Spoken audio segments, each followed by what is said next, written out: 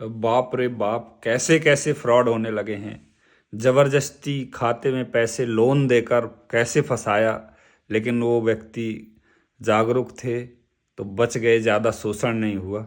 झांसी में आज खनक medical store में खड़ा हुआ हूँ इस समय, जो कि विजन हाइट्स में है। और यहाँ पे मेरे साथ जो है उसके ओनर हैं, जिनका नाम है अमर खत्री जी। तो जो अमर खत्री जी हैं, मैंने अक्सर आप लोगों से डिस्कस किया है कि एक पुश लोन करके चल रहा है क्राइम।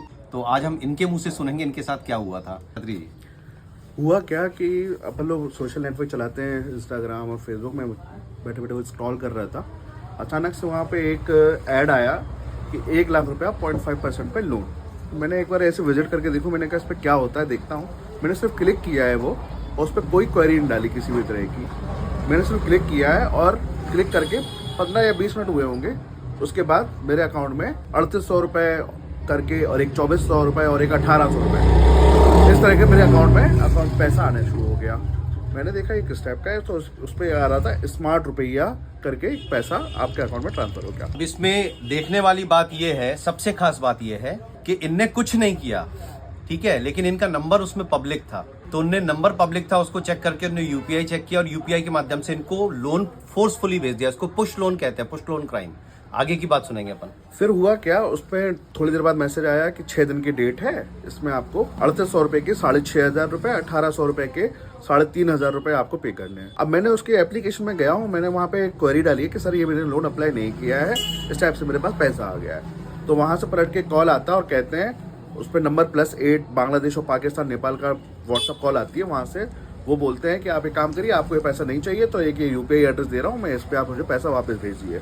मैंने कहा सर मैं ऐसे कैसे पैसा वापस भेज दूँ, मैं भेज दूंगा, आप कहोगे कल के दिन मुझे मिला ही नहीं। तो मेरे को ठीक है, फिर आपको रखना है, यूज़ करिए, और मुझे 6 दिन बाद आप इतना पैसा आपको जमा करना पड़ेगा। मैंने कहा सर ये लोन तो मैंने लिया ही नहीं है। फिर भी मैंने रखा, मैंने ठीक है 6 दिन बाद ये रिटर्न में कर दूंगा।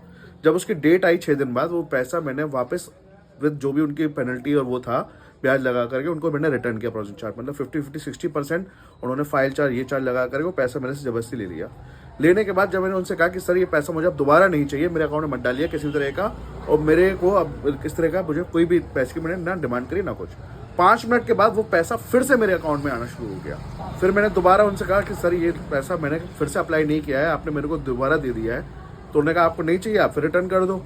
मैंने कहा सर ऐसे तो मैं फंसता जाऊँगा। मेरे समझ में आ गया ट्रैप है। और मैंने फिर भैया से बात करी इसके बारे में कि भैया ये ऐसा मैं एक ट्रैप में फंस रहा हूँ और ये पैसा मेरे पास आ रहा है, ये इसके बदले मेरे को 50-60% चार्ज लगा के मेरे से पैसा लेते जा रहे हैं। और मैंने पूछा उनसे कि अगर सर ये पैसा मैं अगर नहीं रिटर्न कर पाया तो कह रहे मैं आपके रिलेटिव्स को रेफरेंसेस आपके नंबर है, उन्होंने बाकायदा स्क्रीनशॉट भेजा उसका कि इनको मैं कॉल करूँगा। अब मैं इस चीज़ में बहुत ज़्यादा डर गया था। फिर मैंने कुलभूषण भैया से बात करी, उन्होंने मुझे सही गाइड किया कि आपको ये ट्रैप है, इसमें आपको बिल्कुल पढ़ने की ज़रूरत नहीं है।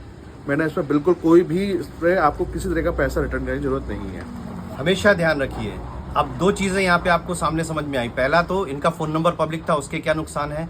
दूसरा ये कि इनकी फोन बुक कैसे शेयर हुई, क्योंकि जब इनने वो रिटर्न करने के लिए जब उसमें वो ऐप इंस्टॉल करी तो क्या हुआ है, आपको अलाउ करना पड़ता है, आप सारे एक्सेस दे देते हैं उसको।